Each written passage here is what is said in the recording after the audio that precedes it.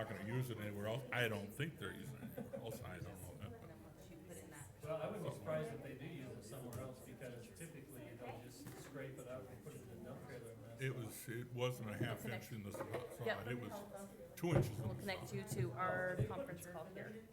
Yeah, I believe Turf. Oh, maybe that's why they did that, cause then it can Okay. just leave that same basin there. All right, thanks. Yeah, but it took them 2 inches of sod. This big machine was.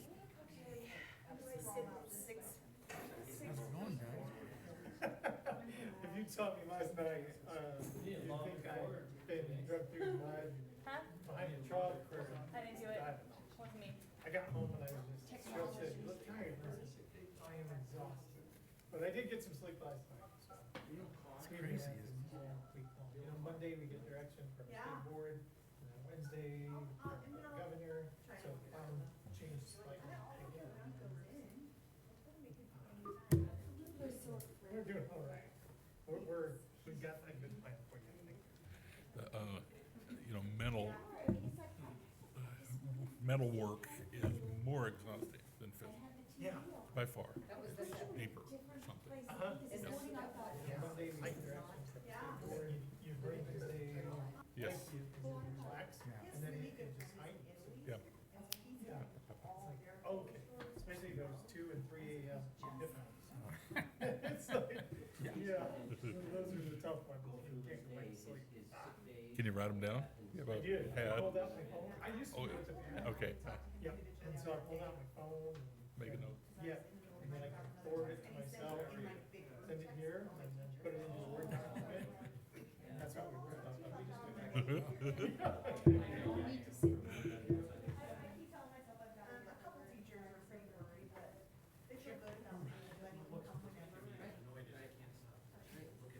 Yeah, you should go by Davis Field.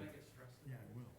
I just knew at home, they put up a big black screen, so you really can't look in, but you know where the openings are, and you can stop there and look.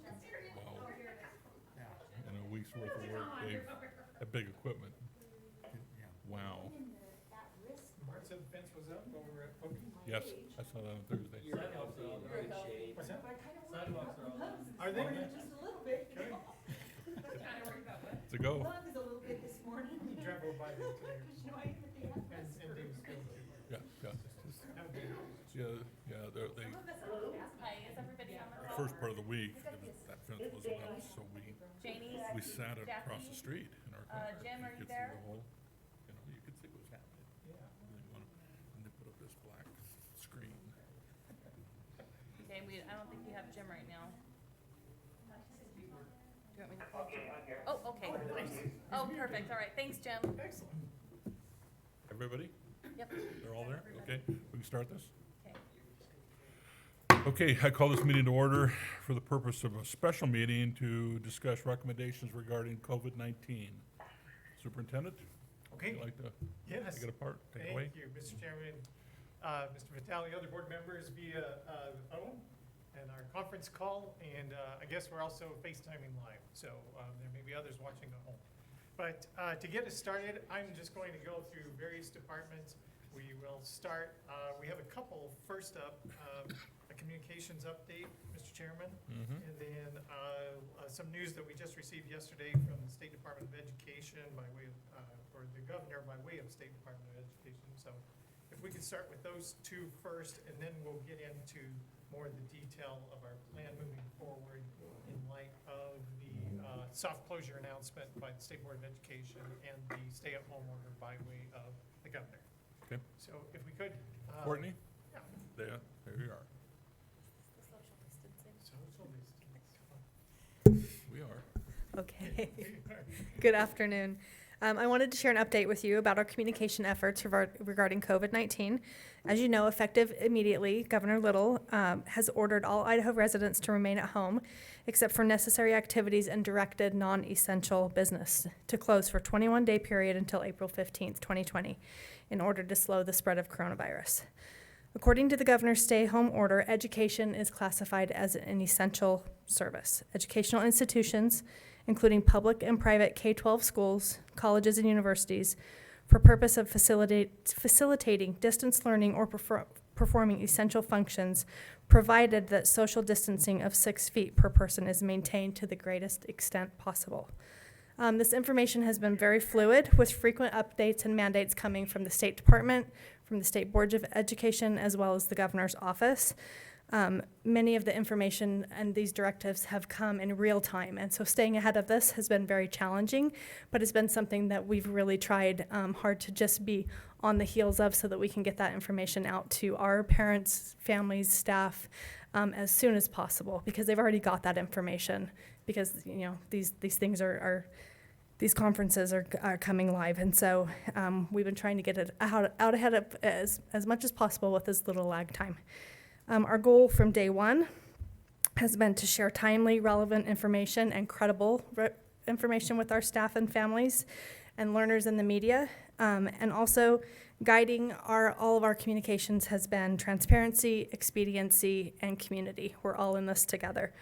This approach helps us do several things. First of all, it helps us, I'm a firm believer that we need to control our own narrative. So this helps build confidence in our stakeholders so that they know what to expect moving forward. It also helps dispel myths or rumors, and also really helps provide comfort in a very, very unsettling time for most people. Having a unified message also helps us share the most finalized, detailed possible, and it helps alleviate, one of my goals is to help alleviate pressure on administrators so that they can really put their focus to what they need to do, defining those next steps. And so they're not answering a lot of the same questions. We're pushing that information out to people as fast as possible. Naturally, they'll have to field some questions, but we're trying to alleviate them just being inundated by the same questions over and over by just having that unified message that everybody's getting.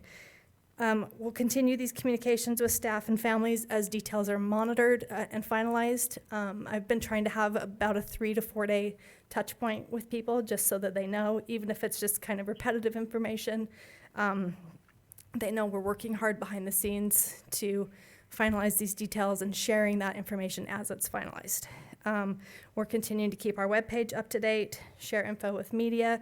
Also, continuing to monitor social media comments, not just on our page, but on the discussion groups. Just that helps me identify trends. What are people most concerned about? What maybe, it helps us identify things that maybe we haven't thought about that we can address. What information do we need to get out as quickly as possible? And then also continuing to remind people to stay home, continuing to remind people about the educational resources that are available on our website prior to reinstating the instructional services on April 6th. And also reminders about food service. The Journal posted a reminder yesterday about that food service beginning on Monday.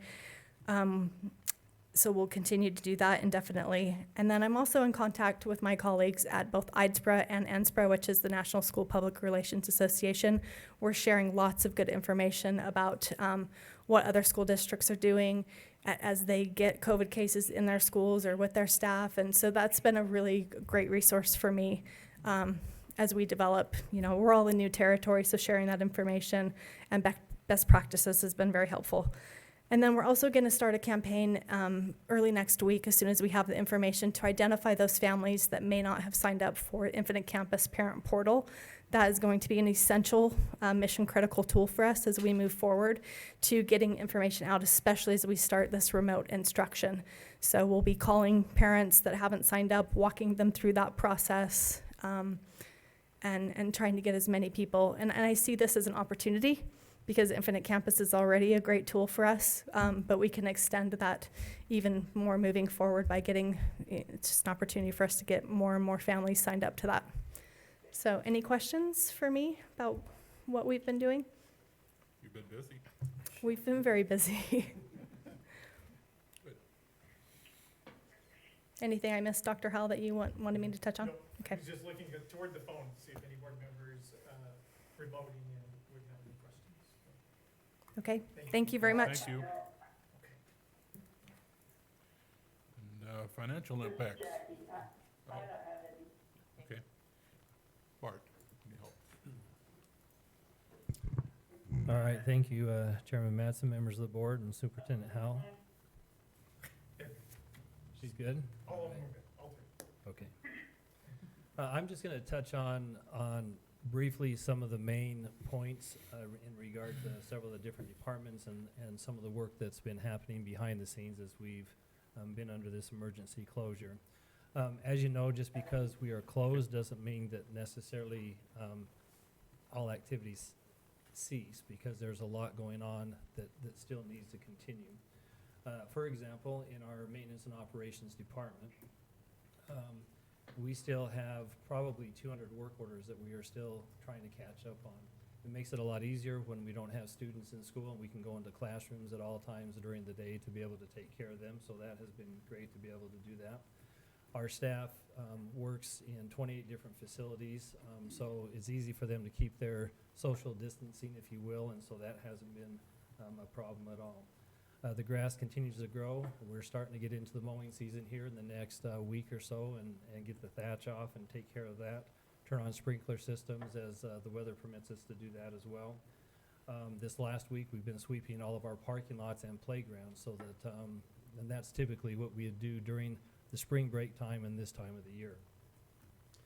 And then the general cleaning of the schools. Even though there are not many people in our schools, we're doing some other cleaning to help sanitize, keep things cleaned up, catch up on some things that we typically have not been able to do as well. In food service department, we've had several meetings and conferences via phone to take care of one of the essential activities for schools, and that is to continue to feed children in our community. You know that falls under the federal food service program and guidelines, and the time that we're in right now is similar to our summer feeding program that we would do, except that we're doing it now as a continuation of our services that we provide during the school year. So beginning this Monday, in our 7 park locations that we have had in the past, we will begin our feeding program. One thing that will be different, well, there will be a number of things different, but that we will be serving not just 1, but 2 meals. So in the bag, if you will, in the sack, lunch will also be lunch for the day and breakfast for the next day. And so there will actually be 2 meals in 1 bag. Our food preparation will take place here in the central kitchen. They'll prepare the meals. It'll go out in the trucks to the various parks. One thing I may want to mention is that our parks are generally closed right now. And the parts that are closed in the parks are the playground equipment. I think that they have been temporarily fenced off. And under several different waivers that the federal government has put forth in these summer guidelines or these feeding guidelines, we can now do what's called just pick up meal and then they go. And so they will not, they're not required to stay in the park as they are during the summer feeding program. They will pick up a meal that includes both lunch and breakfast, and then they will be required to go. We don't want them to stay there to return back to their homes. The program, in order to qualify, is anyone who is 18 years of age or younger qualifies for a bag meal that has the 2 meals in there. One of the changes under the waivers, again, is that parents can now, if they don't feel comfortable with their children picking up the meals, parents can come and pick up those meals for their children. So that is a change to the existing summer program that we've normally been under. And then I mentioned that the students must take the meal home and cannot eat in the parks. So we're all geared up to make that happen come Monday. One of the things that we are uncertain of, and we will follow this closely every single day, is typically we'll serve anywhere between 2,200 to almost 3,000 meals per day in the summer feeding program. That may jump dramatically, and we don't know that. So we'll do our initial preparation for Monday. We'll do a count. We'll see where we end up, and we'll adjust up or down according to what the numbers are day by day, so that we can meet those needs. So I don't know if you have any questions about that, but that's a pretty significant aspect of continuation to feed some of those who may not have a meal otherwise. 8 parks, correct? I think you said 7. Maybe it is 8 parks. 8. There was a new one this year added. Stewart's. Yes. Yeah, maybe, okay, yeah, there probably are the 8 parks. Okay. Okay, the same parks that we had, I think, last year, Plus Stewart. plus Stewart. Okay. For transportation, our mechanics still have to follow the state guidelines for their 60 and 90-day bus inspections, repairs, maintenance, and those sorts of things that they're doing, so they've been very busy. We still have several buses that have engines down, and we're repairing those and taking care of those at that time. Our drivers, as you know, when the drivers, when there's no school and there's no additional field trip activities or athletic activities, there's not much they can do by way of actual driving. If they are required to drive for some essential activities, they are standing by ready to do that. In the meantime, what they will do is they will assist in various other capacities. As an example, this coming Monday as well, and Kevin is probably going to talk about this, so I won't steal his thunder, but we'll be distributing Chromebooks. And so they will assist in helping distribute those Chromebooks to the community during that day. So I'll just say that that's one way in which they can help, and also be in our schools to help possibly with grounds maintenance or any cleaning and things that we may need to have happen there. So that's how we're keeping the various program departmental staff busy. Some of them have been very busy and others have been a little less busy, but you know, we're all a district family and everyone is willing to do whatever it takes to make sure that we continue on with those essential functions. By way of budget and finance, just, was there a comment? I have a question on your, two questions. One's on your lunch program, your grab and go program. You say that now parents can, this is Jackie, by the way, you say that now parents can pick them up, that change you made, that if they don't want their child there. That is, How are you gonna verify that they're picking up for their children or that, and are you going to, practice the social distancing at the park? okay, can you hear me okay, Jackie? Yes, I can hear you fine. Okay, so, you know, to a certain extent, it has to be the honor system here, especially when we're practicing the social distancing aspect of this. We're not going to require that they show a photograph of their children or anything like that. If they come up and say, hey, I'm here to pick up meals for 2 of my children who are at home or that are in the car, you know, we're going to go off the honor system to a certain extent. I think that to go beyond that is pretty much impractical at this point in time. In regard to the social distancing, what we will do, and I'm not exactly sure how this will take place, but my guess is that we will place meals on a table, benches, or some place where as people come in, we can tell them to go ahead and take 2 meals, 3 meals, 1 meal, whatever, and so that we will not have to actually hand them out to parents or to students. And so that's the best way that we think that we can handle the social distancing aspect of that. Okay, and then on your Chromebook distribution, are you doing that at the Ed Center or at the schools, or where is that Chrome distribution going to be? If you can hang on for just a moment, I think that Kevin Chatfield will cover that very in depth of how that will work. Okay. Okay, thank you. Under finance and budget, a couple of things that I just wanted to mention. Obviously, we continue to have to pay utilities.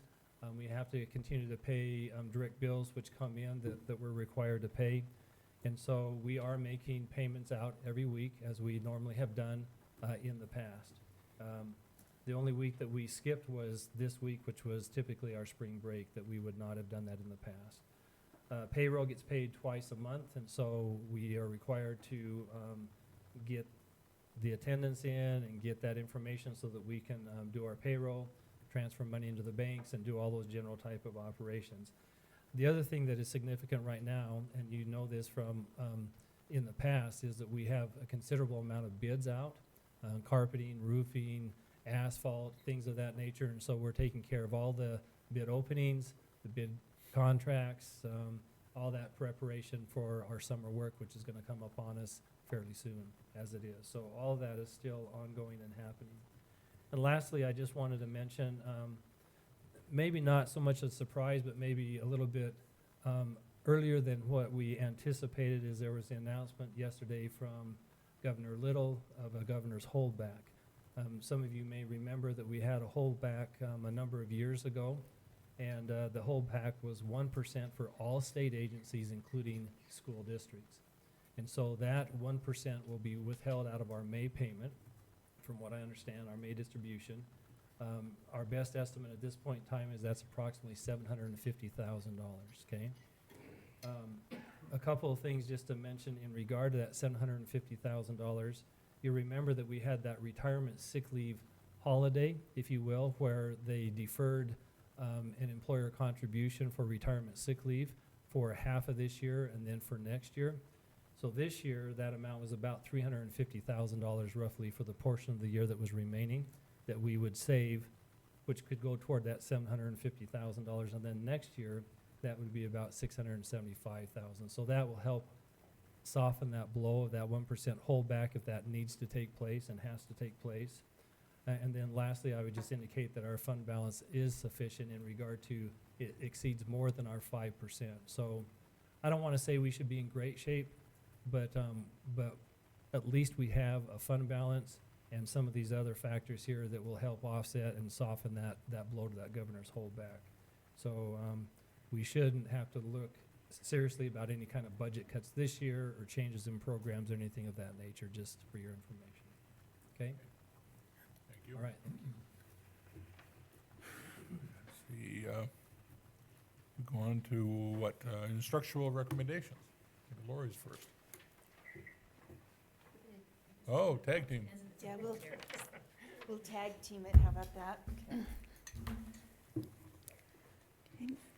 I think we've been working a lot in collaboration, so we really will tag team this because we wanted to have those expectations be fairly consistent as much as they are across elementary and secondary. So I'll start with the elementary this time, how about that?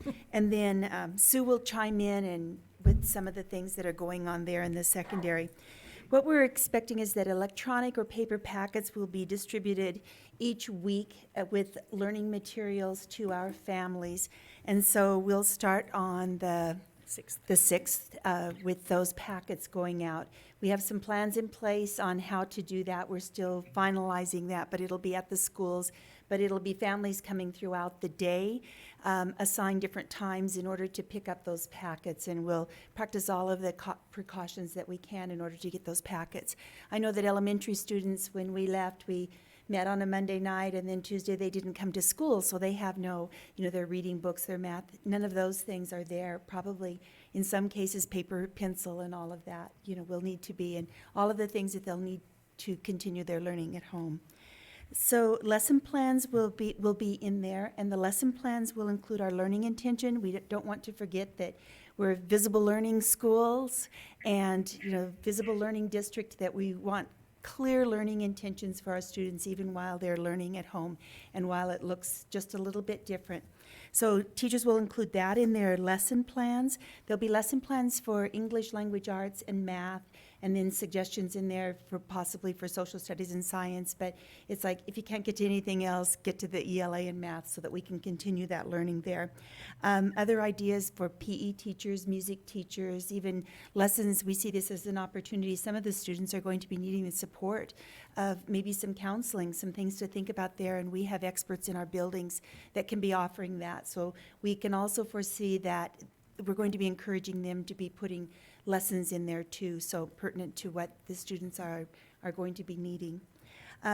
So the instruction and content support, we expect that on a daily basis, that our teachers are reaching out, or possibly in some cases they'll be there in our kindergarten classrooms. Some of our teachers have 50 students, so that maybe they're parapro who's reaching out to students, but every day we're reaching out and having some instructional or content support on a daily basis. It may be just in the form of an email, or there may be a video where they're reading a story, but anyway, they're hearing their teacher, they're hearing from their teacher. We want remote person-to-person contact with their students at least once a week, and that's where I jumped ahead of myself there. That's where the phone call, for example, could be from a para or a teacher in a kindergarten classroom, but the teacher reaching out with a phone call, or we're learning some technology. It's shoved us into that. We could be doing Google Meet. I know how to do that now. Yeah, I'm going to put those things that I've learned. A lot of the teachers use Class Dojo, and they have Seesaw and some other kinds of things that they've been using, and they'll just be using them more frequently with the students. But we do want that face-to-face. We feel like, Sue and I both have talked about that our students are going to be needing that, direct contact with the teacher, and they're going to be, it'll be comforting for them. We'll be able to assess how are they doing. Are they needing some more support? We have community resource workers, we have counselors who can reach out, and that'll be our way to help judge that. We're going to determine a way to have students provide evidence of their learning. That's kind of the work in progress there. The packets will be picked up and dropped off every week. Of course, we'll be letting them sit for a while before the teachers pick them up again, but that is one way that we're looking at maybe providing feedback, kind of a two-way there with packets, because we know that not everybody has internet connection. We want a communication log that teachers are going to be keeping so that we know who were we able to contact and through what means, so that we can really monitor, are there some students out there that we really haven't touched base with? Do we know who those students are? If there are, then we really need to be reaching out so that we're finding that. So these communication logs will be really a good way for us to measure, who are we reaching and what's the best way to reach people. I think that's really important. The plans and a copy of the packet will be submitted to the principal so that they'll just be CC'd on there so that the principal can be monitoring what's going out to families and the types of communication and all. So that will be the principal's job. Will look a little bit different. It'll be monitoring that sort of communication. And then we also want remote staff meetings at least weekly. Some of this can be done, a lot of this can be done remotely. And we want teachers to feel comfortable doing that remotely if they need to. They could go into their classroom. If that ends up being where they want to be, we're going to discourage, the social interaction. But we do want to have a staff meeting, a time for the principals to be touching base to see how things are going with their staff too, at least weekly. Okay, so a couple other, most of the same for secondary. No, you're okay. But for secondary, specifically, we are requiring our teachers to do daily office hours.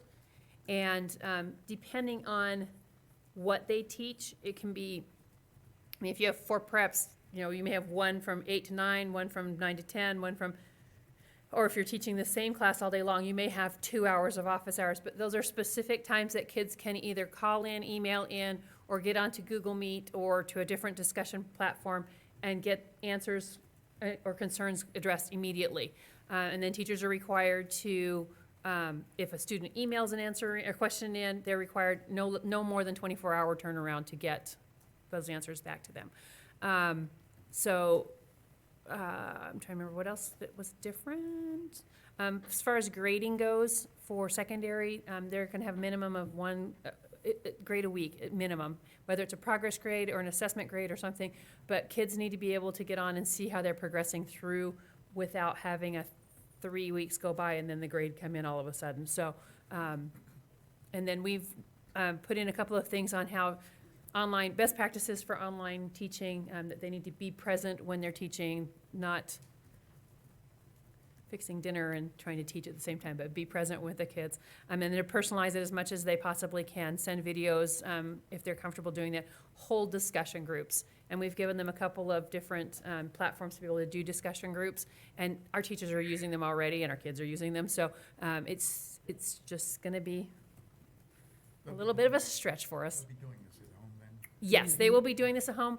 If the teachers want to come into the building, they can come into the building and be in their classroom. They're not going to be congregating. They're not going to be doing, so it's in the classrooms. And then part of, like our paraprofessionals, those learning, because we're still going to have about 10 to 15% of our kids that don't have internet. Secondary is going to be more online. But for those kids that don't have access to internet, they're going to get paper packets. And one of the things we thought some of our paras could do is you are assigned to this copier and nobody else is going to touch this copier, and we can get the electronic copy or electronic packet to them, and then they can just make those 3 or 4 copies that they need for those packet pickups for the kids that need that.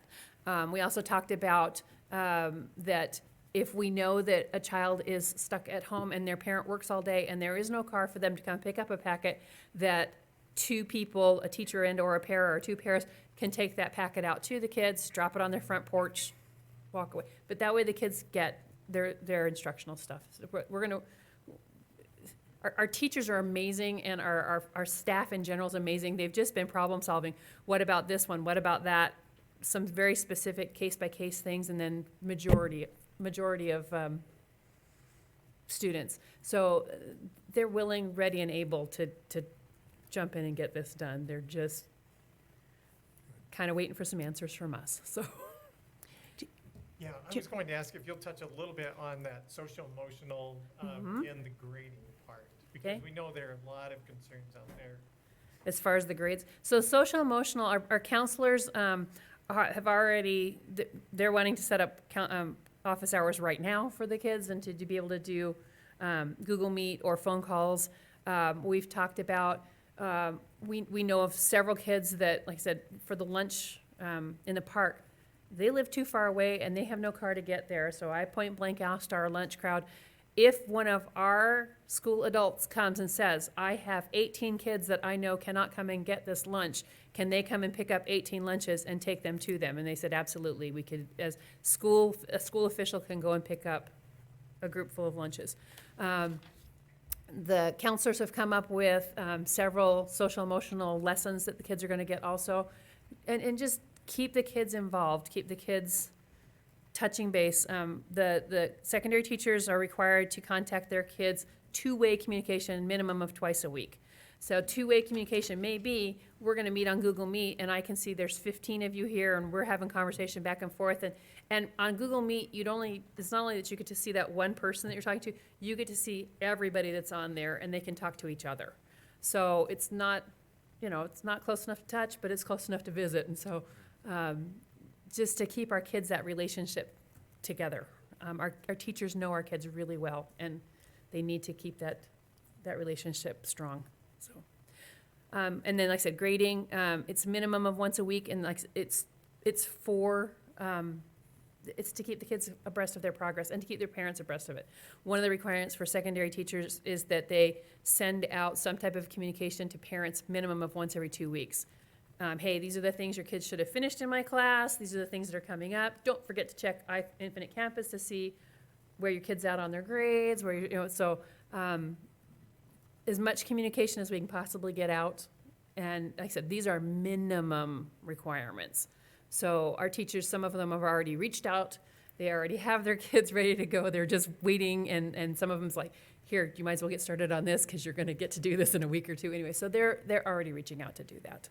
Sounds an important way to keep them motivated. Mm-hmm. Because I could see somebody saying. And, well, and that was one of the things too. So if after that, because our teachers are required to make that first contact on or before April 6th. So if by the end of that week, they haven't gotten hold of anybody, that kid is in the wind, they are to talk to their administrators, and then the administrators will send a home visit out. And it will be, like I said, pairs of people, knock on the door, stand back. How you doing? Did you get your stuff? Do you need anything from us? But a gentle nagging is not a bad thing. Yeah, really. So, This is Jenny. Huh? You were talking about social emotional, but is there a way to check on those kids that we know are at risk? I mean, this is a tough time for a lot of people, so do we have people checking on Yep. kids who may be suicidal or whatever? yep, and I know our counselors have a touch list that they're working on and keeping track of. And then I know Dave's got his school psychs and adjustive ed crowd, and he's gonna talk to you guys about that. Okay. Okay? And then we have our CRWs that we know, are there along with our counselors, and our STAR coaches also in our building know those students who have, along with the teachers who know their students very well. So may I add on about kind of what we're doing with our paras? And so with our paras, a lot of what they do during the day is they work with small groups of students. And so it's kind of in this challenge, how is this going to look during this time? So really what we're going to be looking at is what tasks can they complete. And as we move to this, there are lots of ones that they can do. And so it's just a matter of assigning them tasks.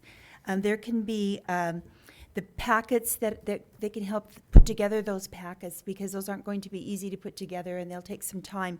They can help to copy, they can help to distribute those packets. They can make learning activities, so instead of, a lot of times we have centers and they use the same ones over and over again, they can be making those activities so that they could be going home in the packets. And I can see a lot of the work from our paras being done in that manner.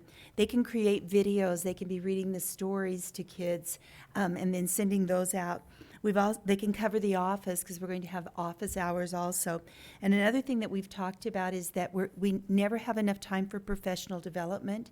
Their days are filled with, instructing our learners, and so this will be a great opportunity for us to be hitting some of those skills that we just never seem to have enough time to do. So our coaches will be working to provide some professional development. Mrs. Miner has some in Safe Schools, and Mr. Miner in the CPI, so that it's that crisis prevention and intervention, where you're de-escalating students and all of that, where they could be participating in that professional development. So an opportunity there that we can use very well and should help to benefit us as we're moving ahead. After school program, yesterday they had a webinar for the after school program, and Kelsey Case participated in that. One of the things they said is that they can offer tutoring for the students who've been enrolled in the after school program. So she's going to be reaching out to them to see if some of the parents would, if they have internet access, and if they would be wanting to have tutoring, which would be help for those packets that we have. And so she's going to be working on that, and others will be preparing materials that they could be sending home and doing some things like that. They're also going to be participating in professional development. The after-school programs, she said, sent them a lot of different kinds of professional development that would be really beneficial for her staff. So that's what they'll be doing to be keeping busy, and to keep learning moving forward during that time. Head Start will be very similar to what we're doing. So the other thing, we've encouraged secondary teachers in particular to reach out between the buildings. So if you're teaching English 9A and you're teaching English 9A, talk to each other. What are you sending home, so that there's not, 5 novels, 6 papers, and 13 things from this teacher, and only 2 novels and 1. So the workload is equalized. And then also, some of our teachers are very tech savvy and some of them are not. And so they're going to be working together to raise everybody's level of comfort on the computer and how to do online learning. So.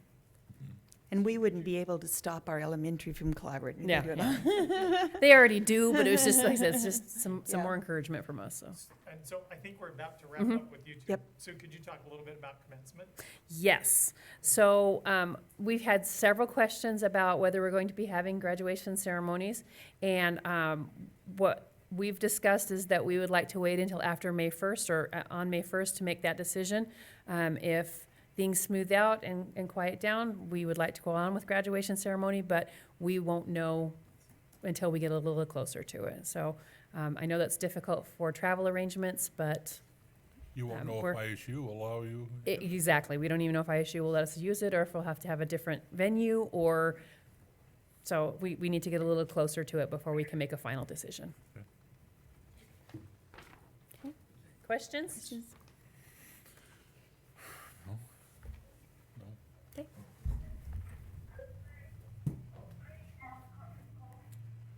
Oh, okay, all right. Chuck, curriculum and instruction. Oh, well, hold on, you're going first. You're out of order, Dave. Well, it's kind of all wrapped up into instructional kinds of things, so, yeah. Good afternoon, Chairman Matson, Mr. Vitale, Dr. Howell, and all our esteemed board members who are receiving this remotely. I appreciate the opportunity to share a little bit with you what we're doing in the world of special education through this crisis. Certainly, much of what was mentioned by Lori and Sue regarding our general educational instructional staff will be followed in much the same way with our special education staff. However, as you are aware, the Idaho State Board of Education has tasked local districts to carry forth the mission of making sure we are ensuring students with disabilities are being served to the same extent as is possible as our general education learners, and a caveat to exercise whatever level of creativity is necessary in delivering those special education services. That's very clear from the State Board of Education that districts are tasked with that as a big responsibility. So that being said, a directive from me went out to all of our special education and ancillary personnel, instructing them to begin having regular and frequent communication with our families and students to determine a couple of things. One, what access method is most appropriate for the delivery of their learners' IEP goals, and how can we distribute that most effectively in our distance learning plan via online and or hard copy access. Now, our special education teachers are collaborating with their general education counterparts to share instructional ideas in an effort to push out meaningful activities designed to meet the learner's IEP goals. Very similar to our general education teachers, our emphasis will focus on core ELA and math concepts. Now, for our learners who are a bit more moderate to severe in their disability, that's roughly 230 students, K-12, with an additional 130 in our Lincoln preschool. These students who are receiving services through our extended resource program, teachers and their paras will be and are, as we speak, building individualized learning packets or learning tubs with activities mirroring the students' functional IEP goals, such as counting blocks, letter recognition tasks, object manipulation activities, functional communication activities, so forth and so on. As I continue to get feedback from our teachers, it's becoming more and more clear that for our students who are more severe in their disability, a hard copy version will likely be most appropriate for the delivery of IEP goals. We have a number of learners who are health compromised, and in talking with parents and teachers, they're certainly concerned about the consequences of their child contracting the virus. In these cases, we are allowed to suspend special education services until our doors open and we can resume serving our students in a face-to-face manner. However, these families are not out of the loop. They are going to continue to receive weekly, if not daily, contact with our case managers, just in an effort to maintain that level of connection. Our ancillary related service providers, our speech language pathologists, occupational therapists, and physical therapists will be using a combination of online access resources and hard copy activities to be carried out by our learners at home. We're looking at a possible commercially based telehealth platform should the closure extend further into the year. But in the meanwhile, we're using the same online resources and same platforms that our Gen Ed folks are using to ensure that those kinds of services are being delivered as best we can at home, and our folks are making contact regularly. Something that Jackie brought up and I want to address is something I'm very passionate about during this closure, is maintaining some level of mental health services to our most vulnerable students. As you know, we have a fair number of kids who are struggling for whatever reason with mental health issues, right? And so I've tasked our school psychologists and our school social workers to make every effort to maintain some level of connection with these identified students.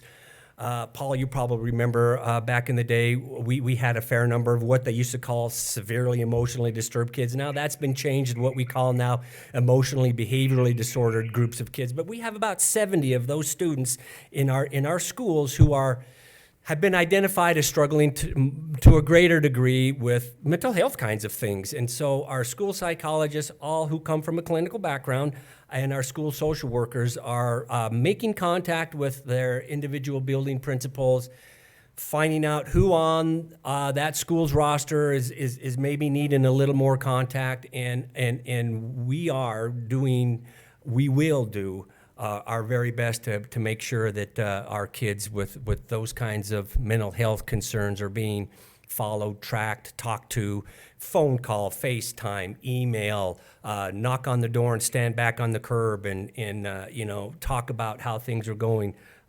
So that is something that we in the world of special ed really can carry forth and do so in a meaningful way. In fact, my personal goal through all this is to be a part of that team, getting out there and talking to kids and talking to, keeping some level of connection. I think that is paramount in this world, and is maintaining some level of connection with our kids. I am participating in weekly webinars from the State Department and the special education staff in Boise. I'm communicating almost on a daily basis with our regional special ed directors here in Southeast Idaho. The special ed department here at the Ed Center will be holding remote meetings with our various special education groups, elementary, middle school, high school, our SLPs, our ancillary folks, in an effort to just keep. Muting unless you have a question. Can you hear me on the call? Yeah, Would you guys mind muting unless you have a question? It's a lot of static. okay. Thank you.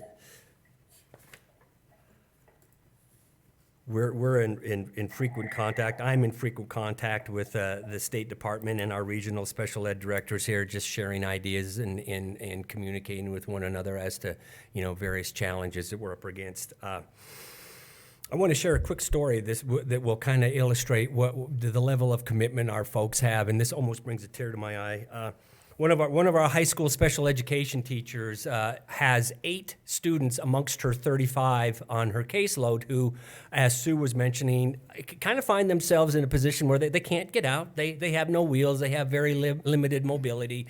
And she and her para have identified these 8 students, and as of yesterday, have built packets or learning tubs, I guess we'll call it, and have made individual contact. What she did is she knocked on the door, put the packet there on the doorstep. The student came out, they stepped back on the curb, they waved, they talked a little bit, and she brought dinner in for the family as well. And I think as we move through this crisis, that's going to be the norm. I think our people are going to rise up. They are going to provide whatever level of service is needed to keep these kids afloat, particularly in the world of special ed. You got to understand that special education teachers are a pretty special group of people, right? And I have no doubt that our kids are going to receive the best care possible, right? And I will take great pleasure in communicating those kinds of anecdotal stories about our teachers who are going above and beyond. So I just want you to know that we're going to do our level best to fulfill our mission as described through the State Board of Education, is making sure that our students with disabilities are receiving every opportunity as just the same as their general ed peers. And so I appreciate the time, and we're going to carry this off, and we're going to do a good job. Those kids that are behaviorally challenged, it's going to be, it's a heck of a job for the workers. Oh, can you imagine, right? I mean, a lot of these kids are, just struggle anyway. Now they're inside, and who knows what happens behind closed doors. So as a big push of ours is we're going to see to it that all of those kids, best that we can, are going to have some contact on a regular basis to just see how they're doing. Not only that, but a number of our school psychs are being asked by staff members, gosh, I'm feeling kind of nervous about this too. Do you mind if I, sit down and chat with you a little bit, observing our social distance policy, of course, or an online access, but our folks who are trained to do that, counselors, school psychs, our school social workers, really are going to be asked to do a fair amount of that, and they're really excited to take that piece on, because we all know that for some of our more at-risk kids, we got to do a little bit more. So I will finish with that unless there's any questions. Do we have everybody on the call still? Janie, Jackie, Jim? Did Jamie say? This Jim online. Oh, it's Jackie for a minute, but then she got right back on. And you're back on, Jackie?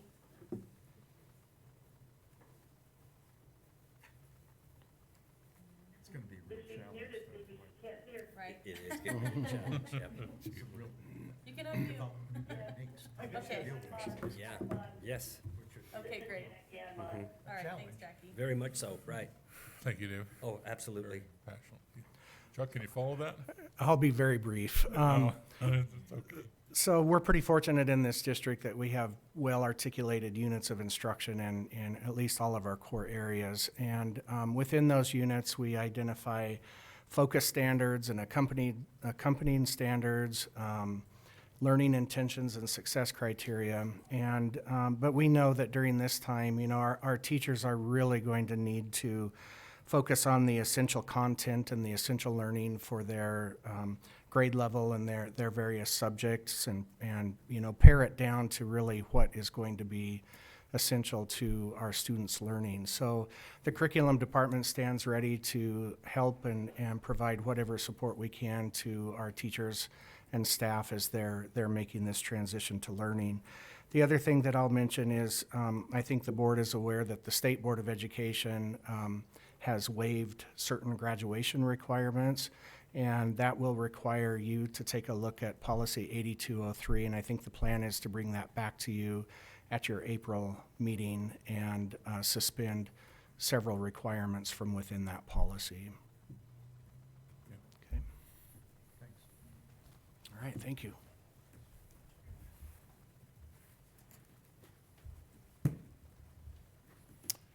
Okay, Carl, Brenda, you're up next. Are you tag teaming or? We're tag team. Okay, all right, okay. Staffing recommendations.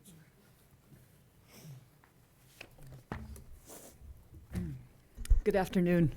Those are hard acts to follow. I think the first thing I want to say is, being new to this team, it's been humbling to watch the hard work that's happened this week and just the impressive team that we have in our district. And like I say, I feel very fortunate to work in this district and with such amazing people. So in these unprecedented times, I believe, like you've heard these examples, and that we're going to see the best. We're going to see the absolute best in all of our staff, and we're going to grow not only our learners' abilities, but our staff's abilities. And I think that, you know, if we look at employment, it sure has changed, hasn't it, over time? And we find ourselves connected 24/7. Sometimes that's not always for the good, as we've seen in, you know, recent times. Sometimes too much news can make all of us a little panicked. And so, but we think about through email, through text, through social media, and a variety of online platforms, that we're going to see how important all of those means of communication are as we take on these new tasks and these new ways of learning. I think that our learners are going to grow. I think our staff is going to grow. And so as part of our plan for compensation for our permanent and part-time staff, we hope that it will be able to continue as scheduled, with the variations coming in those respective jobs and what those may look like. I think of all the examples that you guys have already heard through Bart and his maintenance, and having our bus drivers helping with computers. We hear of our paras going out and making phone calls. And I think of Sue mentioned in one of our meetings this week how, in all honesty, sometimes our bus drivers, they're the first smiling face that our learners see in the morning. So those bus drivers may be making communication with kids. They may be making those same phone calls. And just how those jobs are going to look different, and how they're going to be based more on a task instead of maybe the hourly component. And I think that it's really important to see that they will still have assigned duties determined by respective supervisors, coordinated across departments, and, you know, reviewed weekly through a lot of different ways of documentation. And it may be through a log, it may be through a task list that the principal has seen. We have a lot of different ideas and options for those things to happen. Our employees are trusted and proven reliable professionals. It sometimes may seem that this new normal will never end. However, as adults, we're fortunate that we have that perspective to know that it will. Keeping our classified employees working will help with the retention of our valuable employees and save in recruitment and training for when our schools do return to the norm, because we will, and we know that'll happen, and I think that we'll all be stronger for it. So the other important component, as we're here at the district office and in our building, is that we're really trying to keep in compliance with Governor Little's statewide home order. So the district's still working hard and safely to understand the rapidly evolving situation by finding alternative means to provide instruction and essential services to our students throughout our district. And just kind of on a note that I think of when you're hearing all these stories and all of these people who are already out there making contact with their kids and those things. One of my friends' kids said to him the other day, "Mom, why are we doing that this week? This is spring break. And so I think some of our kids are even getting a little extra boost because our teachers are amazing and our staff is amazing that they're already out there trying to make those connections and make those platforms work in a variety of different ways. Thank you. Well, I'll just add one simple thing. We're gonna try our best to make sure everybody gets paid on time and what they should be paid. We thought we had a plan in place yesterday, and we get news last night that maybe that plan's not going to work. And so, so over the next week or so, we will be implementing some things through our payroll system to make sure that everything is taken care of and addressed appropriately, so we can make sure that people are paid correctly. And if they have an option to not show up at work here, they have those other options from home. Excuse me. But we want to make sure that those home tasks are also included in pay and that sort of thing. So next week we will begin implementing some things in our payroll software to make sure that we collect all that data and make it happen. And the FFCRA, which is that Family's First Coronavirus Response Act, has some little nuances in it that we're going to try to get our heads wrapped around, and so that's why we want to make sure we're doing it all right. So, Okay, thank you. So with these recommendations, board, if I may jump in here before who's ever next, Kevin, I think. This is really for an indefinite period of time. So we know that the governor said the 15th, the State Board of Ed said the 20th. I think we just have to locally play that by ear. I mean, and of course, even their recommendations, orders, mandates, whatever directives you want to call them, are subject to change. So I would just ask you to keep that in mind, that this is indefinite. We don't want to put a date on it. So we know that with our classified staff, with our contracted staff, that these things would be in place until the board would determine differently. we're just going week by week, so. Okay. Any questions? Thank you. Thank you. Kevin? You're up. Technology recommendation.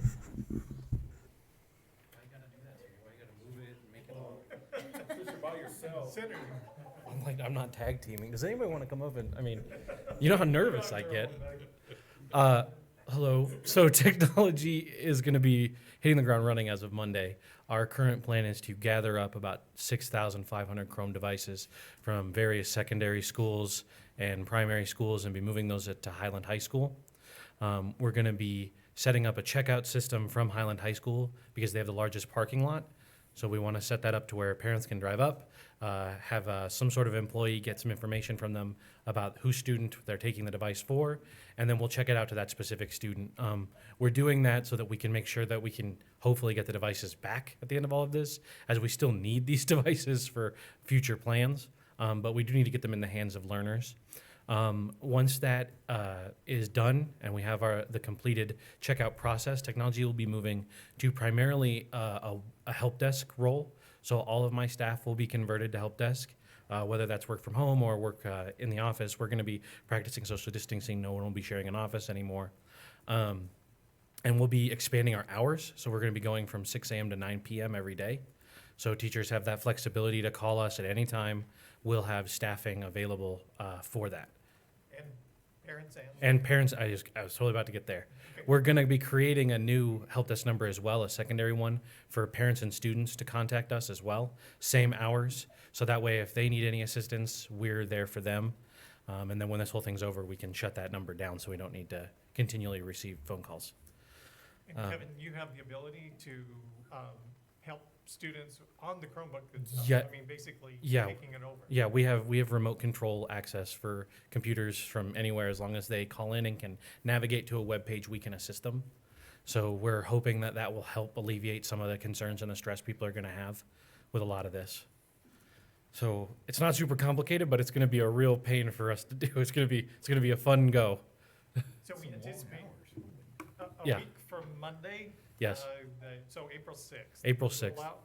Can you talk to us just a little bit more about your plan with that? With the rollout, Yeah. Yeah. I mean, is it hours or by alphabet or something? we were going to try to do probably alphabetic checkout, where we're going to send out an email to specific groups of people based on their last name, so that we hopefully can avoid just a mass run on tons of people coming at the same time.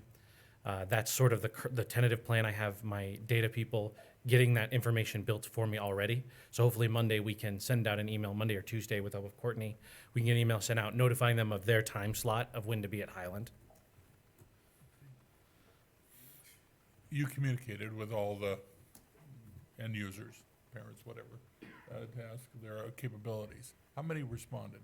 Oh, survey. Yeah, Talk a little bit about that. we had about, I think we could say safely, half of our student parent population communicated back to us. We found that it's roughly 10 to 12% of our student population that either doesn't have a device or doesn't have internet. So we also I discovered sort of more as I was dealing with other members of the community, that people filled out the survey and then realized, oh, I said I had internet and I had devices, but I only actually have one device for my students, and I have 5 kids. So I think that's initially when we were talking about this plan, we were only thinking maybe 1,000 devices. But I think after I really started to do the math and look at the survey, we realized we're just going to need to over prepare. So that's why we're going with the 6,000 to 7,000 devices at Highland, just to hopefully be able to do this all in one go and not have to do a second wave. Okay. And Kevin, for those who might be watching at home, can you talk a little bit about opportunities for people to receive the internet and hotspots and that sort of thing? Yeah, so as far as internet goes, I know Sparklight is providing reduced cost for networking, or for internet, for low-income families, or I think really anybody. They're doing 1 month for $15 a month. They're our biggest provider in town. We're reaching out to CenturyLink. We haven't heard anything back from them about what they're doing as far as that. And we're working with Affinity to try, another company in town, to try to get something to our low-income housing, or low-income families. But that's kind of where we're at. We're still in the talk phases with a lot of these people. But I know for that AT&T and Sprint are offering unlimited data on their mobile hotspots. Verizon hasn't totally said they're doing that, but I've got to call in to one of their reps. Yeah, I had to call in there with their rep to see if we could do something else for our families. But we're trying every avenue. Okay. Any questions? Any other questions? Okay. These books, how do you, this Chromebook, how do you identify it? There's a serial number on the back, as well as You can scan it? and yeah. Immediately, you know? Yeah, we'll who know it's it. going to? So we won't know who it's going to. What we'll do is we have a piece of software that allows us to check out to a specific student.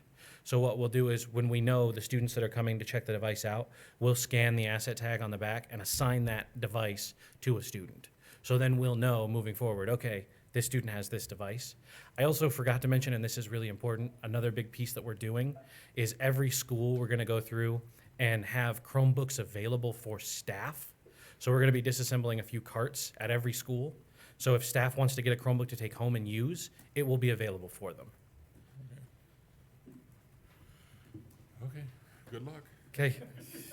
And we're going to be utilizing, as Mr. Reed mentioned earlier, some of our transportation group to be helping Kevin with that Yeah, he's good gonna task.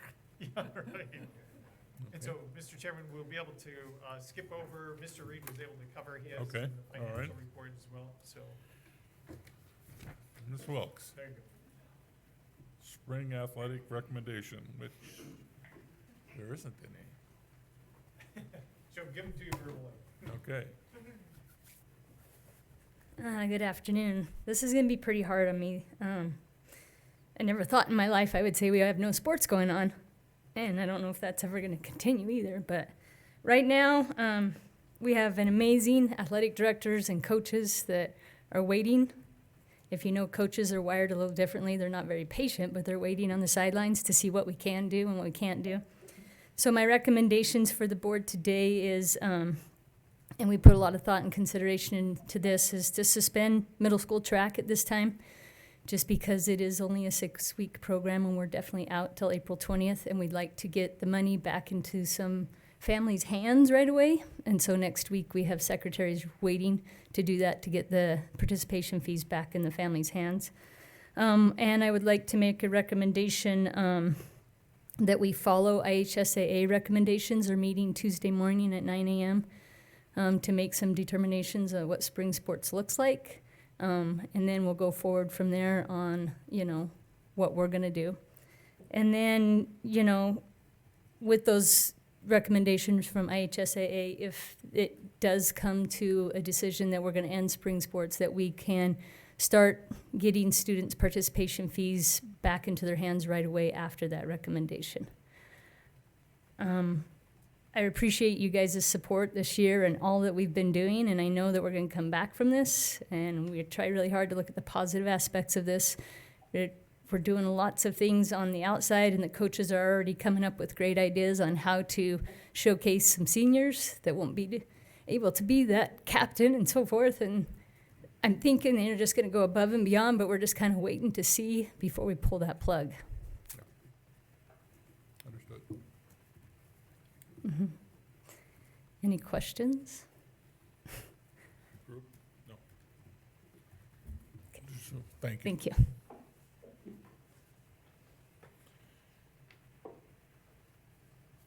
Public comment? Well, I have one.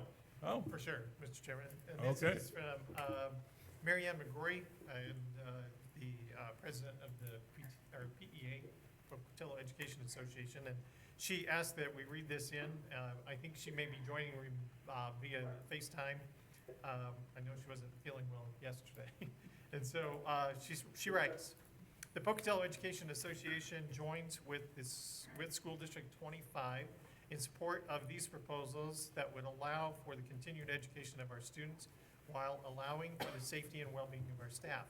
Our only request will be to continue to monitor and adjust to both the COVID-19 situation and the process created to provide these learning opportunities. And she says, thank you and stay well. And we had the opportunity to visit with Ms. McGrory yesterday via the teleconference, and we shared with her the recommendations that we would be presenting to the board today and ask for her feedback, suggestions, and so forth. And she, as you heard here, she feels comfortable with the direction we're going on behalf of the Teachers Association. Okay. Good to hear. Thank you. And no other public? Even though Carl said we were all public. Would you like to last time? So, seeing no, we'll move on. It's time for the motion, isn't it? Okay. I would entertain a motion to consider approving the proposed administrative recommendations regarding COVID-19, inclusive of the following. Number one, instructional recommendations, staffing recommendations, technology, business operations, and spring athletic recommendations. Is there a motion? I move that we approve the As read. recommendation. As read. As read. I will second that. Okay. This is Jackie. Any discussion? Any more questions? Give them Don't- just another minute. I got a question. Excuse me. If, how many Chromebooks are they gonna be handing out, and they're not gonna have enough for everybody, are they? Kevin's coming up. Mr. Pacer, Mr. Chatfield will be here momentarily to answer that question. Oh, sorry. Nope, you're good. So we're going to be gathering up 6,500, I believe. There may be more. It just depends on how many are available and easy access for us to get. That is not enough to cover the entire student body, but based on the survey data that we have, there shouldn't be a need to cover the entire student body. But if it does turn out that after wave one of this deployment that we've burned through all the Chromebooks and we still have more people requesting it, we'll start going to elementary schools and pulling back more devices to try to roll out another few thousand. Okay, thank you. Any other questions? We have a motion, and discussion has been done, so all those in favor? Aye. Aye. Aye. There you go. Any opposed? Hearing none, the motion is passed, and that concludes this hearing, meeting. I will entertain a motion to adjourn. Is there a motion? All those in favor, or is there a second? Second. Okay, all those in favor? Aye. Hearing none opposed, I declare this meeting adjourned. I want to say thanks to the board for coming in on a Saturday and putting a lot of anxieties aside and, for our staff. There was no way that I was gonna sit at home listening to this. All right, so thank you, board members.